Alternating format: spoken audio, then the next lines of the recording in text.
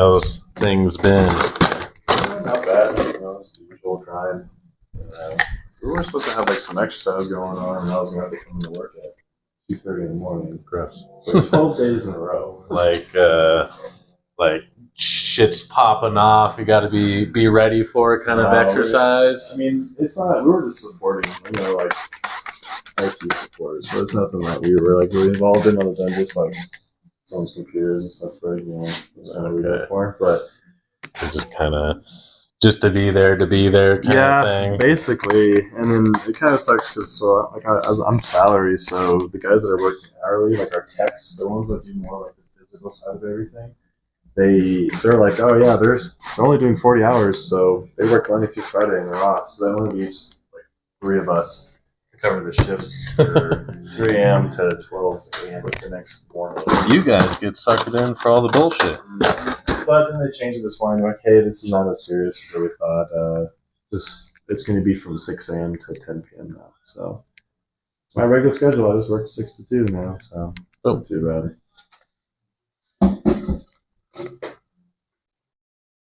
Have you heard anything about the contract and if that's getting renewed?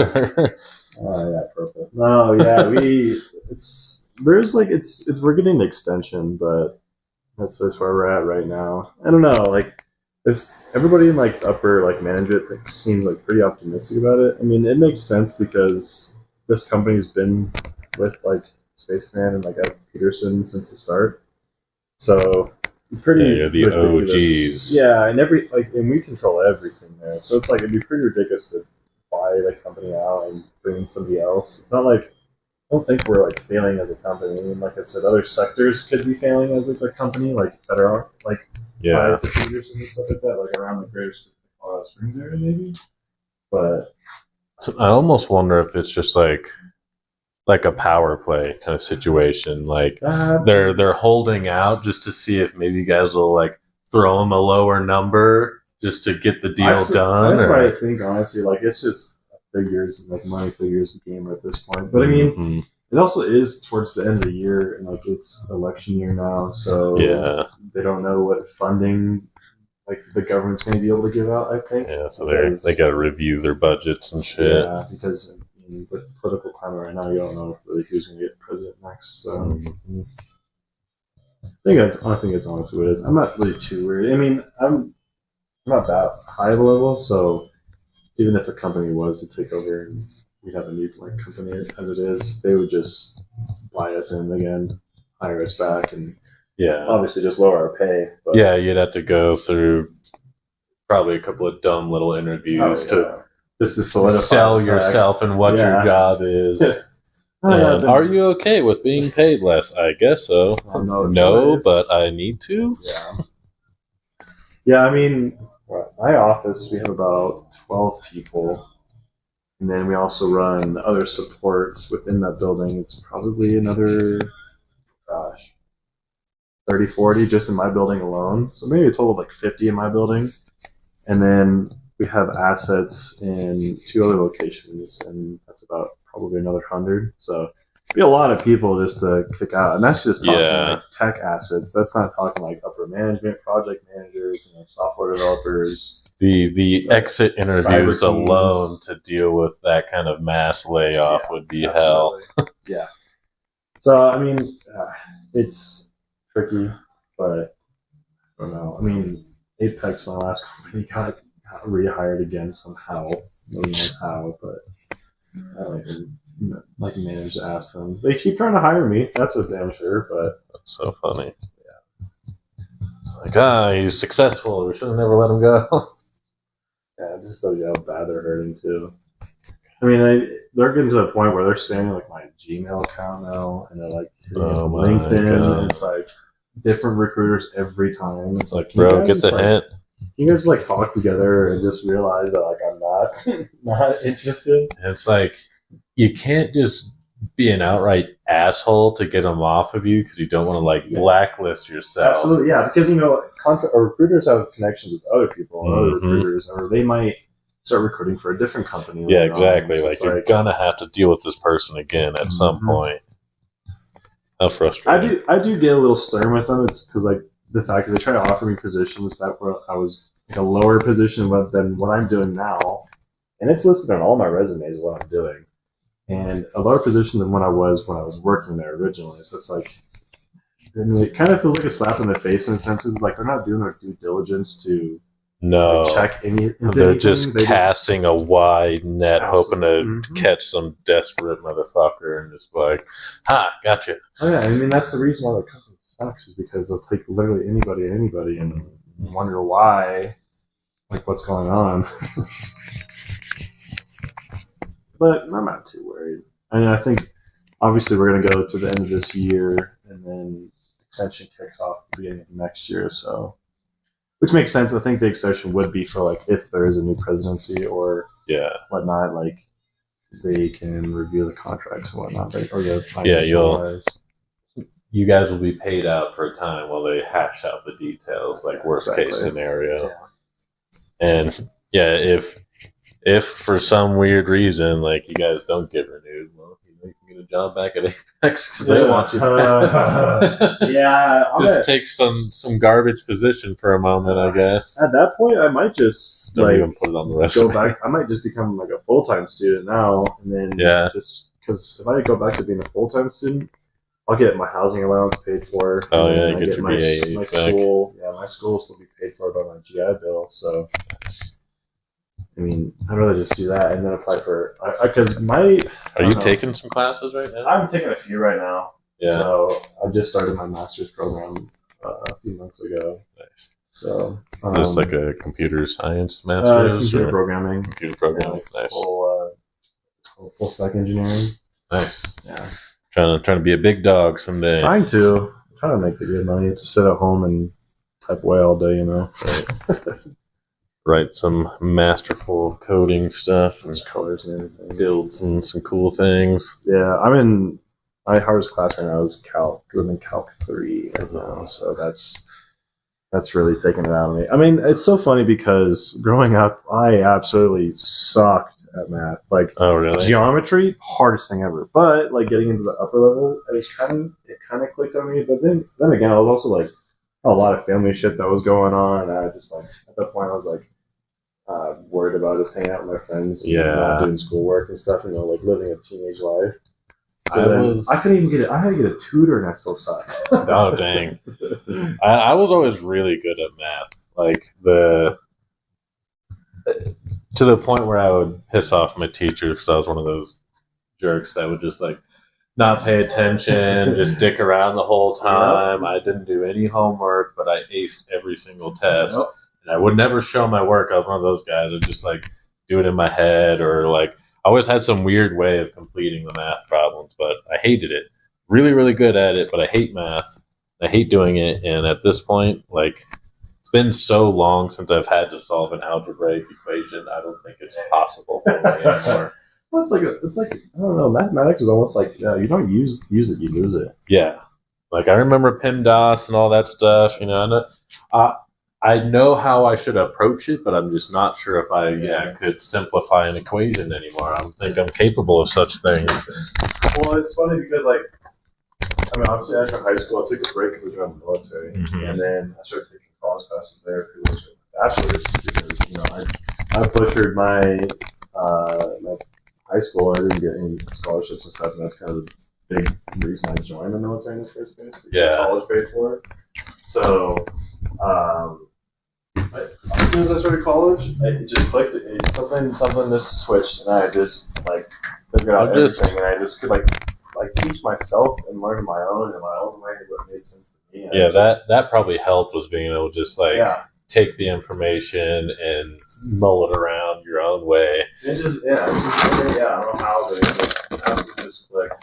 And the fact that college is just like it's a lot more important, A, and B, like even though military is paying for it, like if you fuck up bad enough, you can't fail. Yeah, you have to you get the class back and you have to pay back. Yeah. So I think if you figure out a reason why,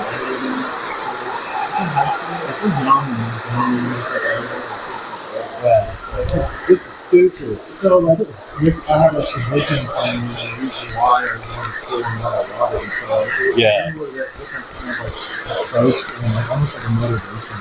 Yeah, you have a goal that you're trying to reach. Or in high school, it's just like, I'm just trying to get by. Yeah. Yeah, I know what. I don't know how, but I got so far now. It's much.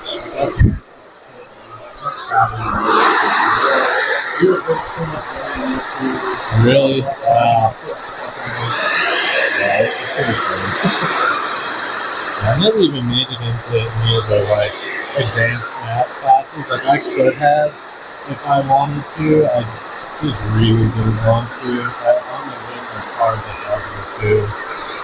Like a lot of my friends were doing like pre-calc and calc in the senior year. It's like, why? It's like I had zero intentions of college. I have zero intentions of doing like anything like that. I'm not gonna hurt my brain that way. Like I want to just smoke pot, see how it's home. That's all I care about at that point.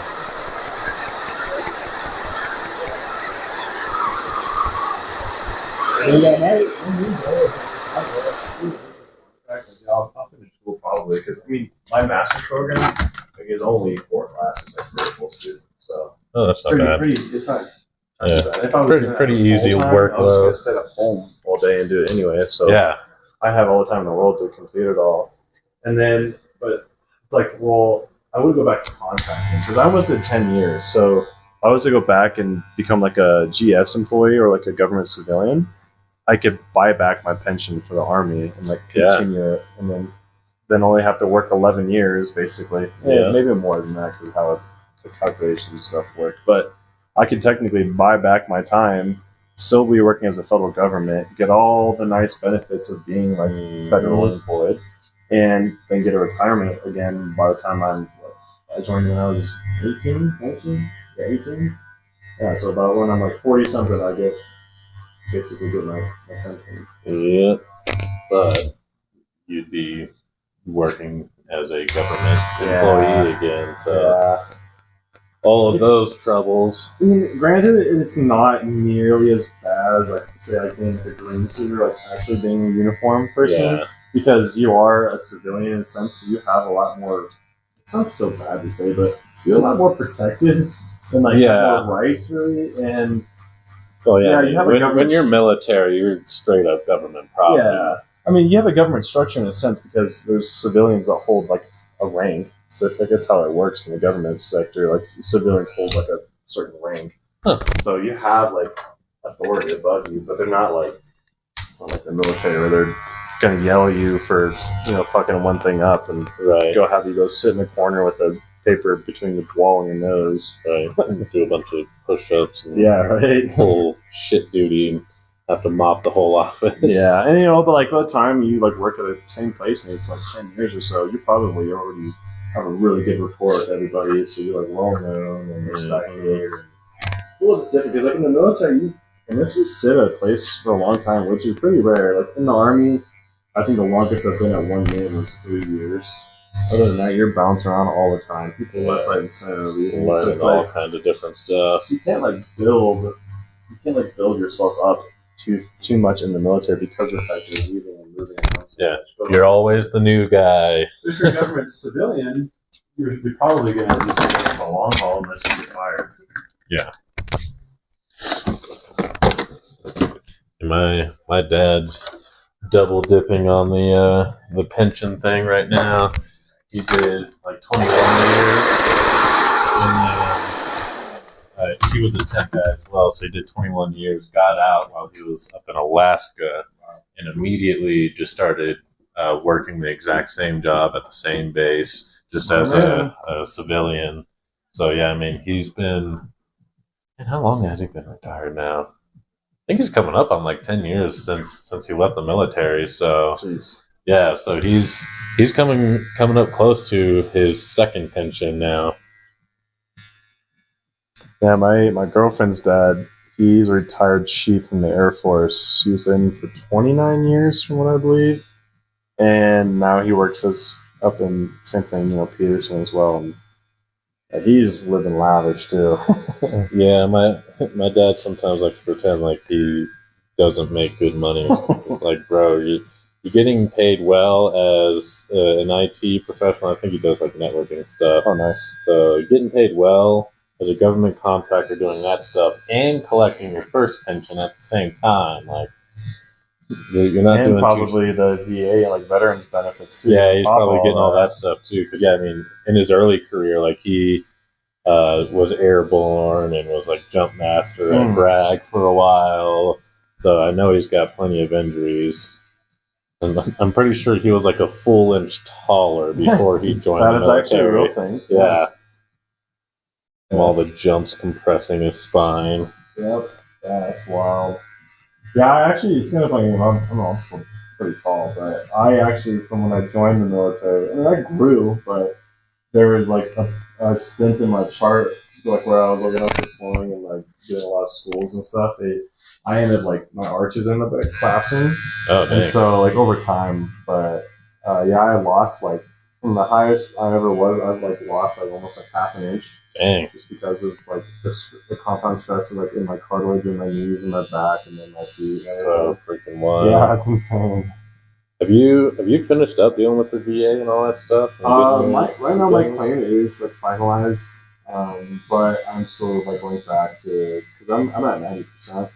Oh, so nice. I'm at that push right now to get the 10%. There's some things I left out because like a lot of mental health things I didn't want because I didn't really look too much into it because I was more afraid of like losing clearances, you know, like because the mental health part is like that's that can be tricky. I mean, you could just get kicked out. You could think you're trying to get yourself a buck, but then they'll be like, "Hey, you're really actually pretty messed up." And we need to put you in a care home. Yeah, I mean, I know I'm not that like I don't have that kind of like stuff. I mean, I get the obvious like can't sleep, I have anxiety, and like little bouts of like maybe like depression here and there, but. But yeah, you don't want to put yourself in a position, like you said, where you're losing the clearance, which then you lose your job, and then your whole life falls apart. And then, like, if I, claim that whole thing too, I could lose like gun permit stuff that I own and stuff as well. And yeah, like nobody's gonna then hire me because I have to put it out there on record. Yeah. And then lost my clearance. Yep. What a shit thing to have to put on your fucking resume. It's it's kind of tricky. So, I mean, I'm at 90%. I'm not complaining. I mean, granted, the 100% is way better because it's a big pay jump and you get more benefits because of it.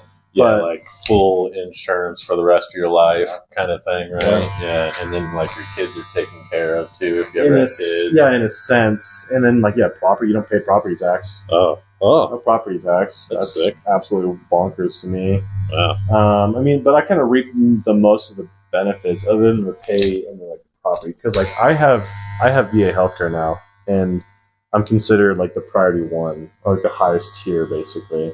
I think they go like 2 or 4 or whatever. So if I make appointments and stuff, I'm more looked at the seriousness of my case rather than like say a guy who I don't know did the 2 years and got kicked out kind of thing. Yeah.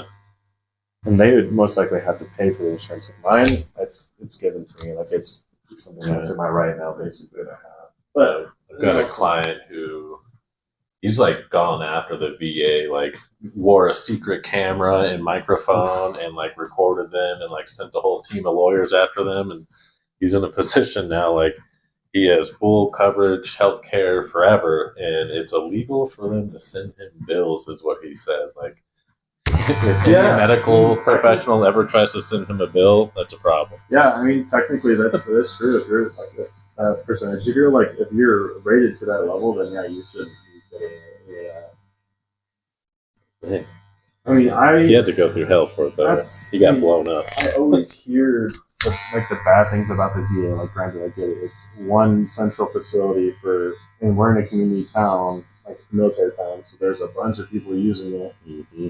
And I mean, have a legitimate reason to use it. So it's like, for me, I bought private like life insurance on top of what I get from the military now, just to double cover myself. But like, I could go make an appointment. Like I made like when I signed up for the VA healthcare, they're like, "Oh, your first appointment will be 4.5 months." Holy It's crap! like, geez, because yeah, it's routine physical because you just did the VA stuff. So technically, we don't need to see you unless something happens and call back in and we'll see what we can do. I was like, okay. He's like, well, I haven't had like a dentist appointment in like a year. What can you do? He's like, oh yeah, that'll be next October. It's like, oh, all right. So yeah, I mean, it has its like pros and cons. Honestly, like Yeah, I've got a couple of guys. They've had to go up to Denver just to get VA appointments because one guy he's been trying to get his coverage fixed because his shoulder is super messed up, and I think he's got some back issues as well. And I think they've only got him on something stupid like 50%. And so yeah, he's trying to get that 100, and so he's been dealing with that for over a year now. And he's had to go up to Denver a million times to get like the same scans done over and over and over again. They don't pay you back for that gas on it. Nope. Yeah, that was one thing that reminded me when I did my VA claim for my hearing because I was claiming tinnitus, and I had to go all the way into Denver. Like, I had to do this part of the center of Denver. So from my house to Denver, that is almost like it's a 2-hour drive. Yeah. And oh yeah, you're all the way in Fountain, right? Yeah. And so, and that was during the time where like construction was all there on the freeway, so it was like really slow as it was anyway. Oh yeah. And they were still like done with the like the highway between like Monument and like Castle Rock and all that crap. So yeah, it took a long time, and then I literally was there for maybe 25 minutes. Of course. That's one thing I'm actually fighting because I've had rupture rhythms because being grown up as well. So like I've lost hearing and whatnot, and I do have tinnitus. Hey. Like it's faint, but I do have it. And then if something like triggers it, like a loud bang, like say a car crash, like that will ring, and my ears will ring for a while, or like my hearing will like go out. Are you part of that 3M claim for the 3M earplugs? I'm part of it, but I mean it's like you get like $3. Yeah, something silly. Yeah, and then I mean I'm part of the burn pit registry too, so that's a cool one. I guess another like stipend I get. Oh, okay. For the rest of my life because toxic chemicals from burning shit and everything is obviously not good for you. No, I don't know. But that was a recent thing they just put into like a law, I think, not too long ago. Oh, really? Actually, yeah. It was a big, huge fight for it all. But yeah, no, then they denied my claim basically because so on my record it would show like my hearing did deteriorate, but it wasn't like too bad. It wasn't like alarming. Basically, it was like still within like somewhat optimal ranges.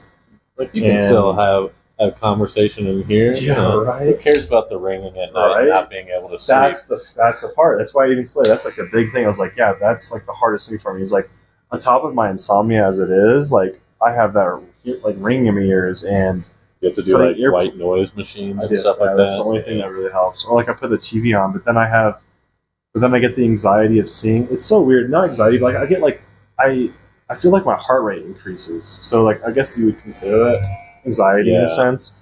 But like it becomes like too quiet, and then if I turn the TV on, the flashing lights that is changing. Yeah, then you got the lights hit my eyelids, and I see like fireworks in my eyelids basically, and then that keeps me up.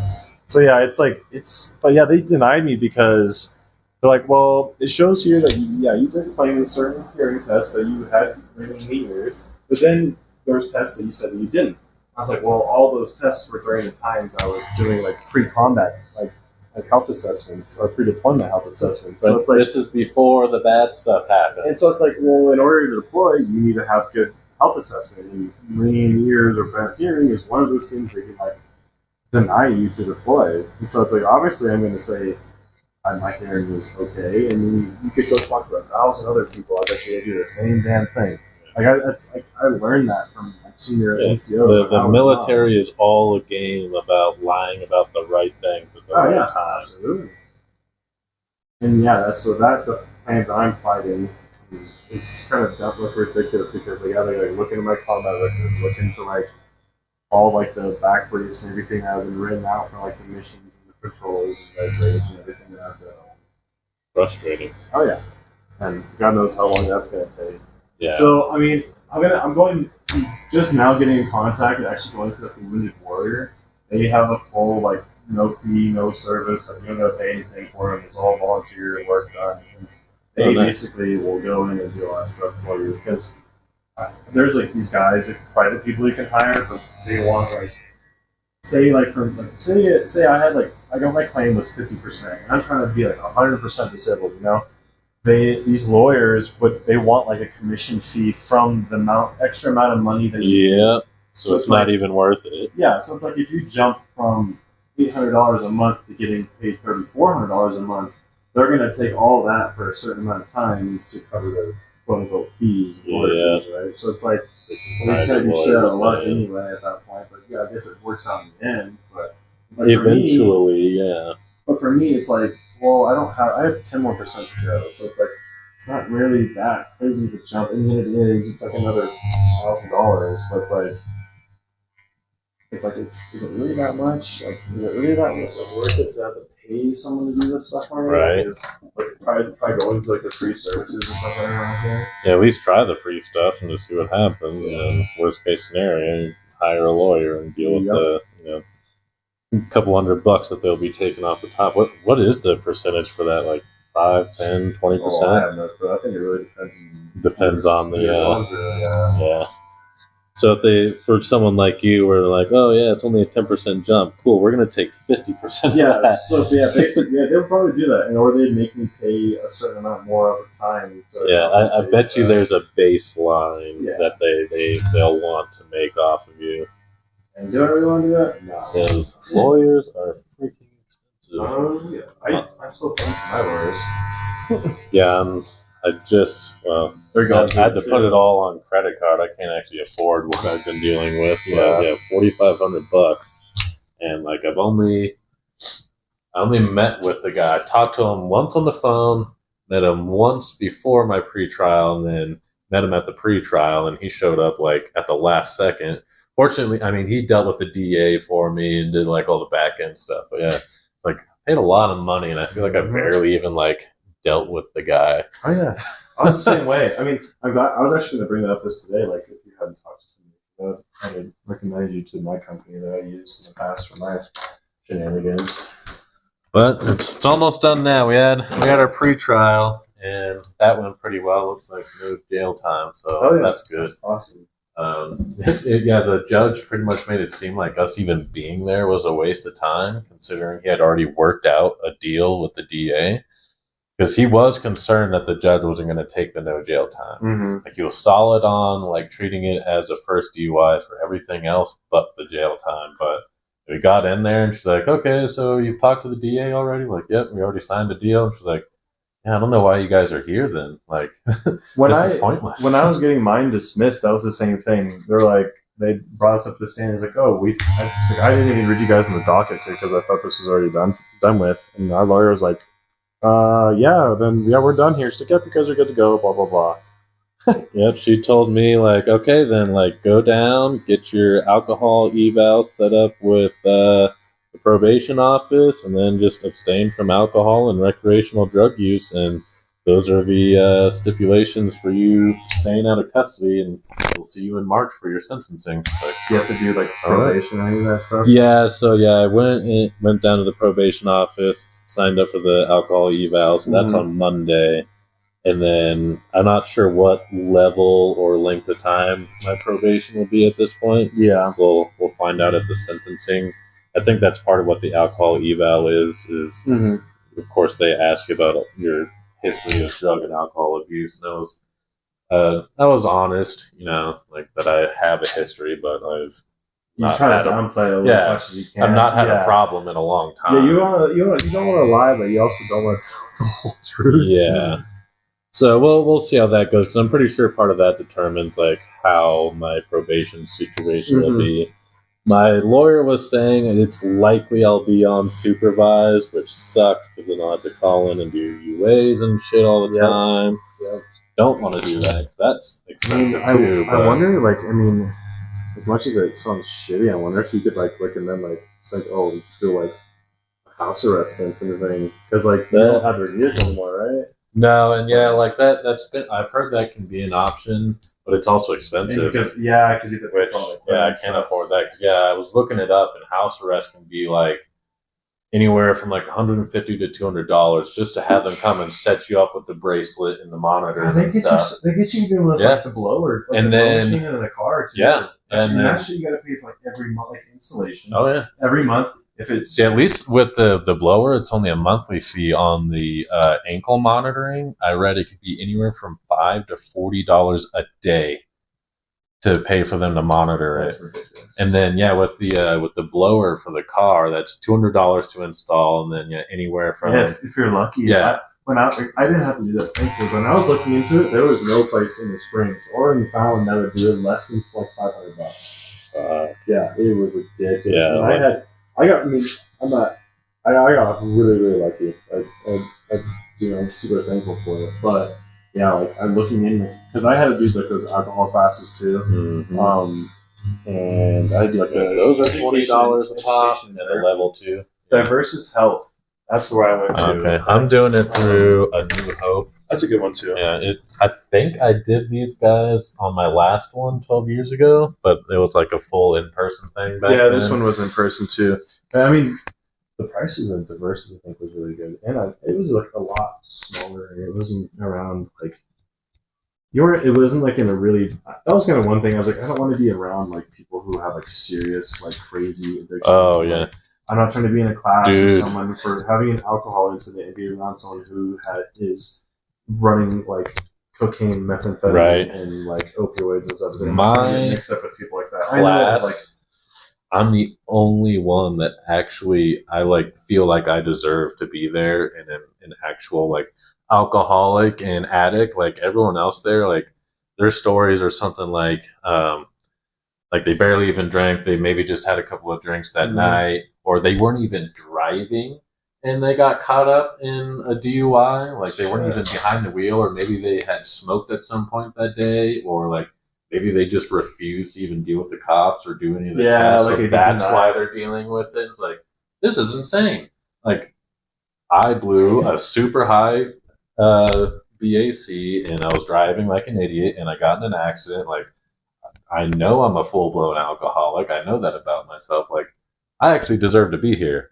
I don't know why any of you people are here. Like, y'all made a small mistake or were just in the wrong place at the wrong time. Like, this is silly. I had a girl in my class. It was her 21st, and she had one shot. No. One shot. And because she's like, I'm small. Like, I have to work in the morning, blah, blah, blah. She had one shot, and then she left. And, like, within 20 minutes of leaving, she got pulled over for speeding, and the officer was like, "Oh, I smell alcohol in her breath." She's like, "Yeah, I just was that. I was that." She's being honest, like she was a very sweet girl, and she was like, "To be honest, like, I did have one drink, and I left, and I waited a certain amount of time before I drove, and I ate food, and here we are." And yeah, she got popped for it. She was like right at the limit, which is crazy. It's like. And she was like religious, so she's like, I never drank before, so I didn't know I knew like what alcohol does to people, but not what it would done like specifically to me, and like how I metabolize or my body affects my body. She's like, I felt fine. I didn't feel impaired, which that's the case for some people. Like you can be above like the legal limit and feel pretty fine. I mean, I know a case for myself. I can just do that just fine. I'm drinking for so long. I'm that person because I got a crazy tolerance, which is. Yeah, my BAC was dumb high, and I remember basically that whole night up until that last drink, and that was I drink at home almost exclusively, and we drank at home that whole night. Ended up staying up way later than I normally do. So that's problem number one. I'm usually in bed by 10 o'clock, and I was up, and the accident happened at like 2:30 in the morning. Yeah. And yeah, we stayed up late, tried to go get more alcohol because we wanted to keep drinking. Ended up going to the sports bar that was up the street because the liquor store was closed. Had one drink there, and then it was all like everything gone. So I was like, did we get drugged? Or was it being because it was so late and I was tired? Was it just all of the things? Yeah, because the fact that I just instantly no recollection after that, and then I somehow ended up 20 minutes away. That bar is literally 60 seconds that way, right up the street. I have no reason to be 20 minutes up north where I was. So who knows what happened? But that's crazy. It is what it is. I'm dealing with it. I mean, yeah, from mine, I think I told you the story. Yeah, I was coming back from COVID. I was picking up my soldiers from a club and dropping them off. Didn't know where I was, so I was driving and texting. So I was distracted driving, if anything. And then I was driving a Subaru at the time, and my car was lowered, and so I wasn't really paying attention. A little bit going over probably the speed limit. I think it was like 25. I was maybe going 30, 35, and I hit like this crazy, like one of those, like, like it wasn't like a speed hump, but it was kind of like a bubble in the road, and it where like one of like the manhole covers was, or something like that. And so typical Colorado crap streets. And my car bottomed out very hard. It scared the shit out of me, and so I immediately dropped my phone and grabbed the steering wheel. Well, I did that way too much, which is funny because like I'm a pretty experienced driver. Like I've driven a long time. I've gone to driving schools, like defensive driving schools and stuff, like the military for driving, like protection stuff. And I'm saying you probably know more about driving, correcting, and like in serious situations than most people probably do. But I overcorrected that because I scared the shit out of myself because I babied the hell out of that. Like, car. Did I just rip my oil pan off? No, seriously, I thought I blew out the entire exhaust. It was loud. Oof. It was loud, and it scared me so bad. I overcorrected and just crunching. I clipped the curb. No.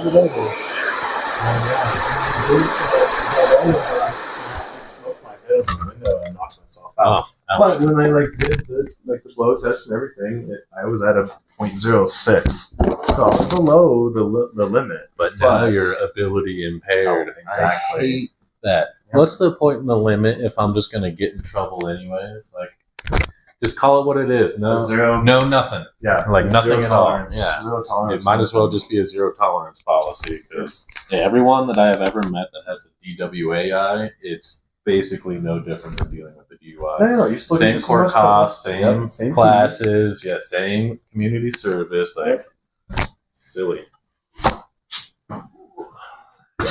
Yep. I just can't wait to be done with all this. Like, I got all my community service done, got the MAC class done. I'm in the middle of doing the classes now. The what? The online MAC class? No, I had to do an in-person one, but I had to go to that. Did you go to the hotel? No, it was at like the Space Center over off of Garden of the Gods. I guess you're probably different areas because you're closer up to it. Yeah, it was the only one that was available in a timely manner, so it was good enough. And it was cool though. So it was at night. It started at 7, so that kind of sucked. I was like, man, I don't want to do this until freaking 9 o'clock. But the lady, it's an older lady, and she was like, hey, none of us want to be here all night, so I'm just gonna run through the information. I'm not taking any questions or nothing. I was actually very surprised. It's not what I expected because you know how they like back in the day, like us growing up, MAD was like legitimate, like Mothers Against Drunk Driving. Like these women were pissed. Oh yeah, I thought I was gonna get shunned and shamed and just shit on the entire time. That was my first experience. It actually wasn't bad. This time I did, but it wasn't bad. Yeah, my first experience having to do that 12 years ago, it was the bad one. It was at some place, and then it was a bunch of presenters, and they were all just getting after us. Yeah, not a pleasant experience. 0 out of 10 would not recommend. That's what I was worried for. Yeah, the whole time I was just like, man, I don't want to deal with this again. But yeah, it ended up not being bad. So yeah, now I just want to get the freaking classes and therapy done. Hopefully sentencing's not too bad.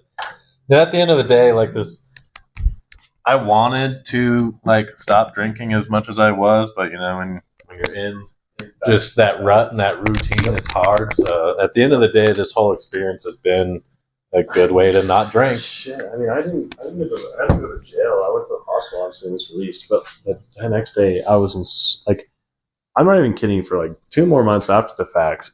And because my sentencing, like on my court stuff, weren't for like 10 months. And that's the shitty thing too, because I did my shit happened during COVID. Yeah, I was about to say, yeah, yours was COVID stuff. Like, yeah, I got a couple of people in my class whose citations happened over, like 2020. Yeah. It was such a long, and so I was like, okay, I'm gonna keep drinking. I'm not gonna drive, obviously, but yeah, I keep drinking. But I definitely, yeah, it going to the actually, I didn't honestly mind the classes. Not I bad. learned a lot and ended up like building a good rapport with everybody and like having good conversations with people there. Yeah, it's a good way to vent about Yeah. the situation. Yeah, I mean, it took me a little bit to kind of get to that point because I'm very like I don't just tell anybody anything. Yeah. And like I even my friends don't know certain shit. Like my parents don't. Like I have best friends I have those to tell people too, but I'm generally not a big sharer of anything, but I also know with this whole situation, like participation and sharing in those classes, like kind of part of the deal. The presenter takes notes. I do watch, and I can see her taking notes about people. So I used to like fake it, right? Yeah, I try to just chime in here and there. I'm not going to tell anyone my life story or nothing, but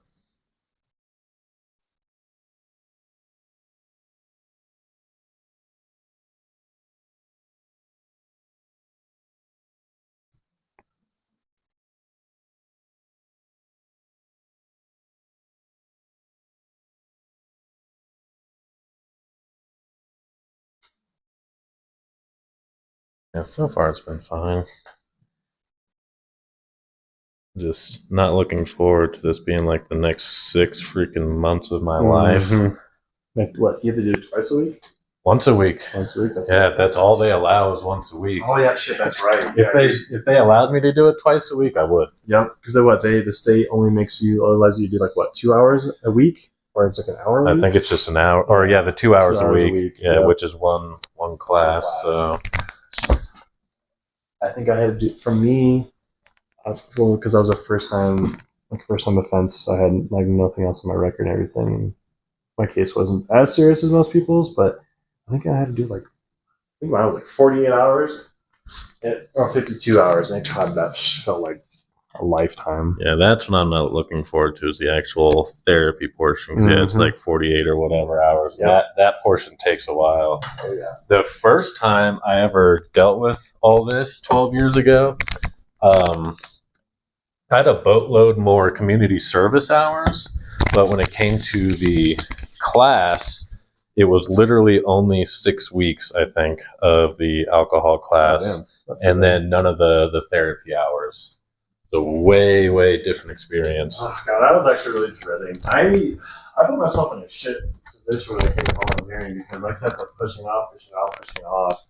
And I was dealing with like military stuff, getting out of the army, school, so I just kept pushing it off. And then I had to like buckle down and like take days off from work to get it done because I was like, hey, I'm going to volunteer for 8 hours today, or 7.5 because I guess they give you like what's it called, like lunch and all that stuff. Mm-hmm. Where did you do yours? Shit, what was it called? Oh my god, it's not like it's like the place where you go and there's like it's like people bring in a bunch of their own stuff. Like Goodwill. Not a Goodwill. It was like that though. Or Arc or. It was downtown by like at the police station, kind of right in that area. Oh, okay, or like the homeless shelter or something like that, or Red Cross. I don't remember. It was basically that. I was just pushing furniture. It must have been some grueling work, though. Well, I got lucky in a sense because I was like the stronger one there out of all of the people, and there was like this guy who was doing the delivery truck, so he would go to people's houses to pick up stuff when they made like runs and stuff, and so I'd get to hang out with him for 6 hours a day, basically. I would like the whole weekend was all to that, and I would do that, and I would just sit in the truck, and we'd just drive around for like 40 minutes sometimes, or have nothing to do, and he would just BS with me and show me mansions up at like the west side and all that stuff, and then take me out to a place. It sucked. Like one time we had to move like 14 pallets worth of like stones, and like gardening stones, and like a grand piano, or like cabinets, full on sinks, bathroom tiles. So it sucked, but it was a better reprieve than sitting in like a little shed, like a little building. Yeah. That they had. Yeah, I've heard some horror stories about some of the community service options. I've done mine. I did mine at Rocky Mountain Calvary both times. It's Nice. the church over off of Austin Lesson Academy. If you ever have to do community service again, that's the spot. Absolutely. Yeah. That's a good place because like Don't plan on it. they keep you busy, but like it's just busy work, like Yeah. sweeping, mopping, moving some tables and chairs around. It's never that grueling, and the guys who run it are like nice guys, and as long as you're cool with them, they're cool with you. They won't give you a hard time if you don't give them a hard time. They make it super easy. The lady at this place, she kind of took it. I honestly think way too serious. I mean, it is her job, and she has to probably deal with a lot of different characters. Yeah, And so it wasn't too terrible because, like I said, I had to get away from the place. You know, I Yep. was driving around the truck all day and have my phone sitting around and stop at gas stations to get food and everything. It was cute, but I never want to catch myself. It's as much as as selfish as it sounds. I don't want to catch myself volunteering like that. Like I've done like working at like soup kitchens and stuff, and like going to like the like local churches and found and like Yeah. during like the holidays and stuff, and like preparing food and stuff like that. But that I like. actually meaningful Yeah, work. actually, but not picking up people's furniture they don't want, and it's all shitty and old and rotting, and you have to take it because it's a charity. Oh, what was it called? I don't remember. I had terrible with street names.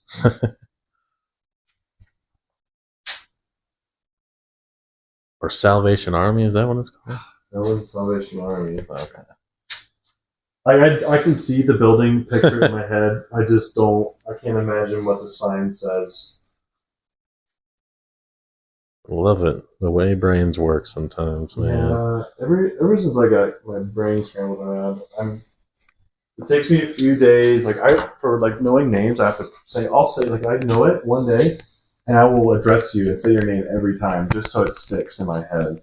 Like dates, I have to put it in my phone. I have to keep notes of it because other than that, I'm not going to remember that. Street names, I won't know street names unless they're major places like So I know Academy, Powers. I'm totally I-25, my street. That's I don't even know. I can't even tell you the street outside of my cul-de-sac. I'm a landmarks guy. Same here. Yeah. Absolutely. And yeah, I've got clients like that I've had for years and years and years, and I'll sometimes still forget their freaking names. Oh yeah. Like I'll have just done their hair. We just got them checked out. I'm about to book their next appointment, and we've pick a day, and I click it, and then I'm just sitting there, just like brain dead. Like, what is your name? You were just here in my chair for the last 45 minutes. Yep. I literally just stared at it when I checked you out, and it's gone now. Yep. There's been a few times where it doesn't come fast enough, and I have to turn to them and be like, I'm so sorry. I don't know what happened, but I just forgot your first name. Please help me. I've only known you for 5 years, but...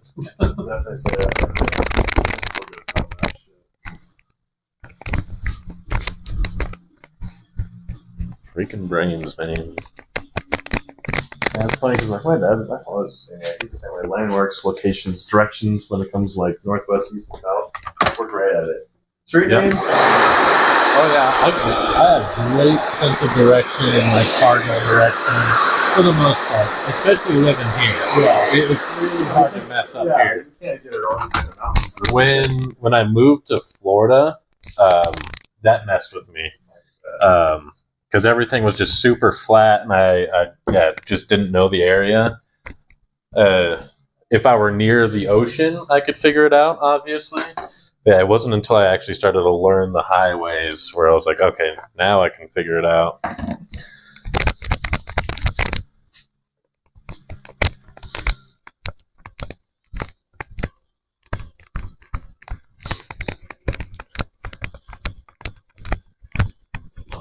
My friend. Oh, yeah. Feeling good? Absolutely. Oh, yeah, I like keeping it short. Yeah, it works. But hey, it didn't look bad when it was longer too, so maybe someday. Nah, I think I was like, oh, I'm gonna be a veteran, grow everything out. I mean,